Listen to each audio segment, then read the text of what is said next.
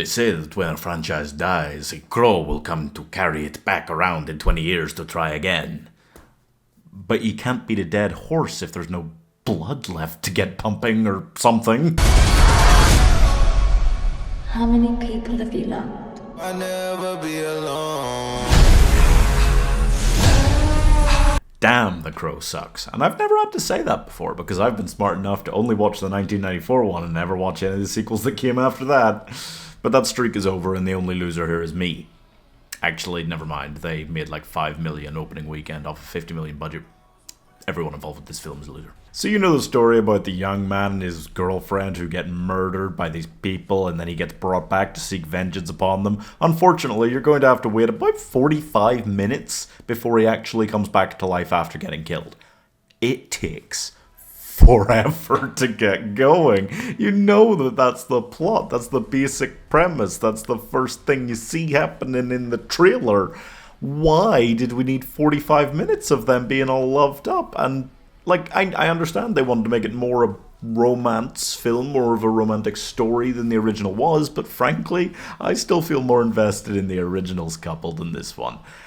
After spending so much time getting to know this one. So Eric is sad as a child when his horse dies, and then he sets his mother's caravan on fire or something. It was very unclear, that part. I'm guessing that's not what happened, but that's what I inferred. But then he's going, or meant to be going, to heaven after he dies, so I guess that can't be it. Anyway, then we skip forward, and Shelley's in the present, running away from something bad happening. Oh, she's scared. These people are coming after her. She's real scared of them. She's so scared of them that she's going to get herself put into drug rehab so they can't find her. And then when they find her again in drug rehab, she's so desperate to get away from them that she and Eric are going to break out of drug rehab and go on the run back to the city where all these bad people live, and they're going to stay there. Go on picnics with their friends for weeks. That's, oh my god. And then here comes the big surprise, wait for it, as we approach the middle of the second act of the motherfucking film. Then they get caught and killed. And then he goes into this weird in-between, it looks like it's out of Inception, and gets told by budget Spanish Tony Todd that he can be brought back and he will have power and he can go get vengeance upon these people as long as his love remains pure. So it's all of the focus on the love story and the love story aspect. His love is pure and then it's not, but then he gets the power anyway. Ugh. The biggest change from the original isn't actually any of that stuff about the relationship or how long it takes to get going, actually. It's the other characters. There aren't any. No Ernie Hudson, no cop that he gets friendly with. That's fair. Political landscape. We don't like cops. Whatever. There's also no little girl that he's friends with that helped hugely to humanize the original character and make it seem like he wasn't just a horrible person killing other horrible people. That's not there. There's nothing there. There are about one really good fight scene, and then there's another okay one, and that's kind of it. He really doesn't do that much fighting. The original was just bang, fight, emotional moment, bang, fight. This one, you spend more time in the weird in-between place talking about, oh, you can bring your love back to life from the crow and it's dead and it's the power of the god, than we do actually having him avenging anything. I'm sorry, but you can't completely change the genre, because it's more of a romance film than an action film or superhero film or anything. And you can't completely change the genre of a long-dead IP and expect it to work.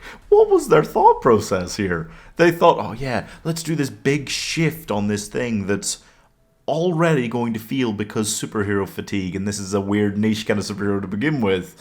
And Brandon Lee's performance is widely known as such a defining one for this role that there's really no point doing a big budget remake not starring him. I'm sorry, but you wanted a film about a dark vengeance demon goth rocker dude to be more, relatable?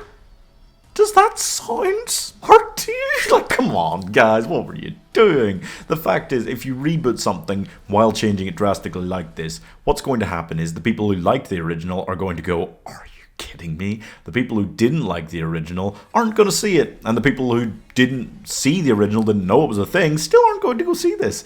Because it doesn't look good, and it's not good. There are good pieces of this film. There is some good action, but at the core, it is wanted to be a romance film, and the leads didn't have that much chemistry. So I don't really know what they wanted out of it, or what they expected out of it, or if they really expected this to work at any point. I feel like there was a lot of marketing behind it. I saw the trailer way too many times. So I can really say definitively that it did not live up to the kind of action film the trailer made it look like it was going to be. But no, didn't go well. Did not enjoy it much. So I'm giving Bad Romance 2 stars. Why were all of the most violent kills saved for the guys who were like just doing their jobs? Like in the original, he was constantly fighting like drug dealers, junkies, perverts, horrible people. In this one, he was mostly just fighting hired security guards. Wore suits. Looked like mostly just decent guys. And he was brutalizing them, but then the actual people that he wanted vengeance against just kind of kill.